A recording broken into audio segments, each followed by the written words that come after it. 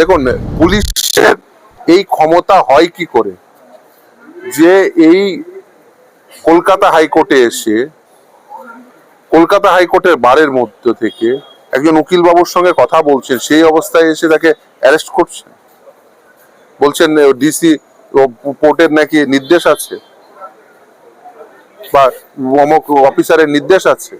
এটা তো হতে পারে না, এই পুলিশ অ্যাট্রোসিটিস তো চলতে পারে না। দেখুন, যদি হয় যে কলকাতা হাইকোর্টে একজন মক্কেল আসবেন, তাহলে অ্যান্টিসিপেটরি বেল কে ফাইল করতে আসবে? অ্যান্টিসিপেটরি বেল ফাইল করতে আসবে, ওই পুলিশ তুলে নিয়ে চলে যাবে, তাও আবার বার থেকে? এটা তো হতে পারে না। ফলে খুব স্বাভাবিকভাবেই উকিল বাবুরা, আজ পর্যন্ত এটা হয়নি, উকিল বাবুদের কাছে তাদের মক্কেলরা আসেন বা বারে এসে কথা বলেন।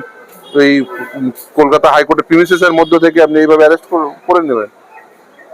ফলে এইভাবে তো সম্ভব না, এবং তাও আবার উকিল বাবুর সঙ্গে দুর্ব্যবহার করে তিনি কথা বলছেন। উকিলের সঙ্গে তার মক্কেলের সম্পর্ক যে ফাইডুশিয়ারি রিলেশন, বিশ্বাসের সম্পর্ক। এই বিশ্বাসের সম্পর্কের মধ্যে আপনি ঢুকে পড়ছেন। আমার চেম্বারে এসে কেউ কথা বলবে, এসে পুলিশ এসে মাঝে ঢুকে পড়বে?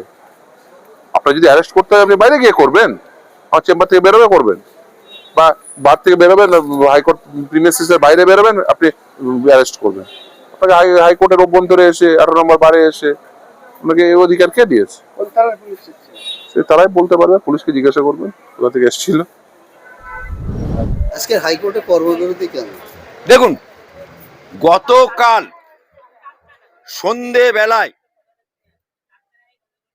আমার হাইকোর্টে 18 নম্বর বারের মধ্যে একজন আসামি যার ইন্টারিম বেল ছিল, গতকাল তার বেল কনফার্ম করে দিয়েছে। যেটা ইন্টারিম ছিল সেটা কনফার্ম হয়ে গেল। সেই আসামি 18 নম্বর বারে বসে আমার হাইকোর্টের বার অ্যাসোসিয়েশনের 18 নম্বর বার, সেখানে যার ক্লায়েন্ট তার সাথে বসে, এবং আরো উনি অনেক উকিল ছিল 18 নম্বর বার, তাদের সামনে গার্ডেনিস থানার পুলিশ, সরকারি পুলিশ, সরকারি গাড়ি তেল পুড়িয়ে এখানে এসে সে হাইকোর্টের বারের মধ্যে ঢুকে আসামিকে তুলে নিয়ে যাবার যে পাওয়ার দেখাচ্ছিল, এবং 10.5 লাখ টাকা তার কাছে ডিমান্ড করছে। এ পাওয়ার পায় কোত্থেকে পুলিশ? এত বড় ক্ষমতা পুলিশের, এ অত্যন্ত পায় কোত্থেকে? হ্যাঁ, তাই আমরা কালকে যে পুলিশ আমার হাইকোর্টের বারের ভেতরে ঢুকে 10.5 লাখ টাকা চেয়েছে, এবং বারের ভেতরে ঢুকে পুলিশ যে হস্তক্ষেপ করেছে, উকিলদের সাথে ধস্তাধস্তি হয়েছে, সেই কারণে আজকে আমরা কালো কোট পরা হাইকোর্টের সমস্ত আইনজীবী, এখানে জাত নেই, ধর্ম নেই, রং নেই, পার্টি নেই, আমরা অল হাইকোর্টের উকিল সমবেতভাবে বার অ্যাসোসিয়েশনের নির্দেশে আমরা আজকে মামলা জজ সাহেব ডেকে যাক, আমরা পার্টিসিপেট করব না। আজকে পার্টিসিপেট করছি না।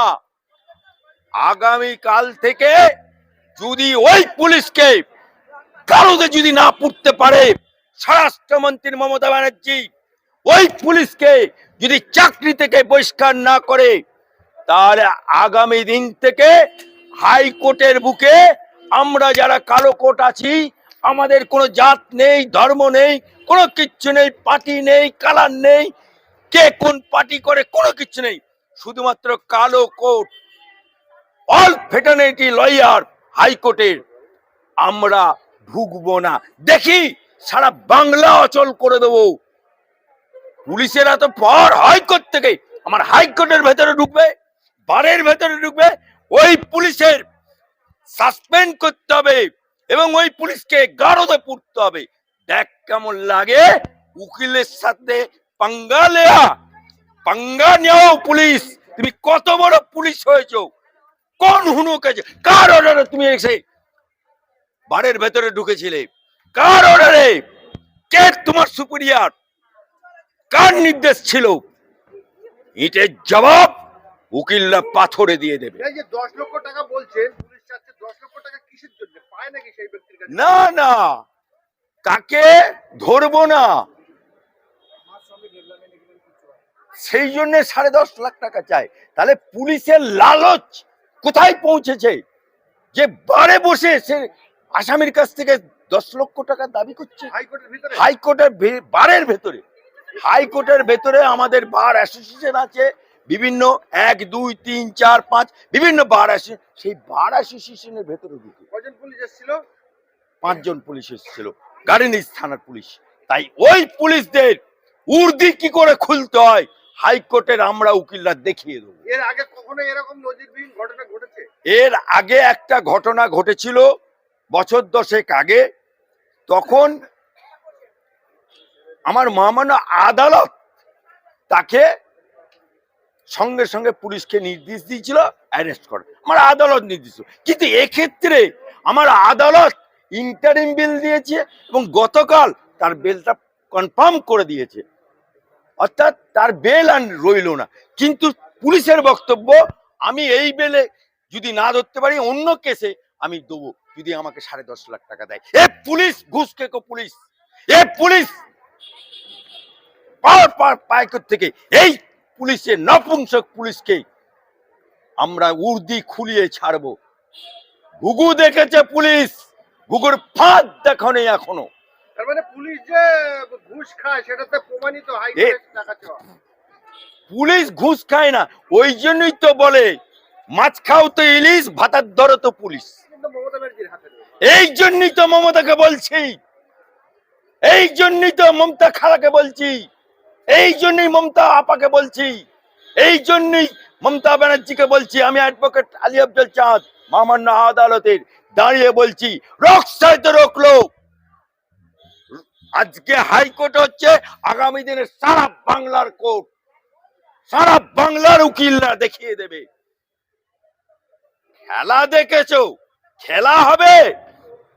আয় পুলিশ ভার্সেস উকিল, কার কত দাম আছে।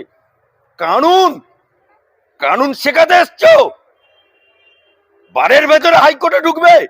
এত বড় হিম্মত কোন পুলিশের হিম্মত আছে, কোন এসপি? আর যদি না তাকে সাসপেন্ড করে জেলে না ঢোকায় তাহলে দেখবেন আগামী দিনে আগুন জ্বলবে। মমতা ব্যানার্জির কোনো দমকল থাকবে না সে আগুন নেবানো। কিভাবে সে বিষয় আমরা কোনো কেসে পার্টিসিপেট কোনো উকিল করবে না, কোনো উকিল না, সরকারি প্যানেলের উকিল না বিরোধী পক্ষের উকিল, কোনো উকিল কোর্টে ঢুকবে না। তার মানে জজ সাহেব এসে ডেকে ডেকে চলে যাবে। সে জজ সাহেবের কাজ করবে, উকিলের কাজ করবে। আমরা না ঢুকলে মামলা করবে কে? আবার কাল থেকে স্বাভাবিক হবে। নো নো, আজকে আমরা 2টোর সময় বসছি, সমস্ত উকিল বার অ্যাসোসিয়েশন বসে সিদ্ধান্ত নেব।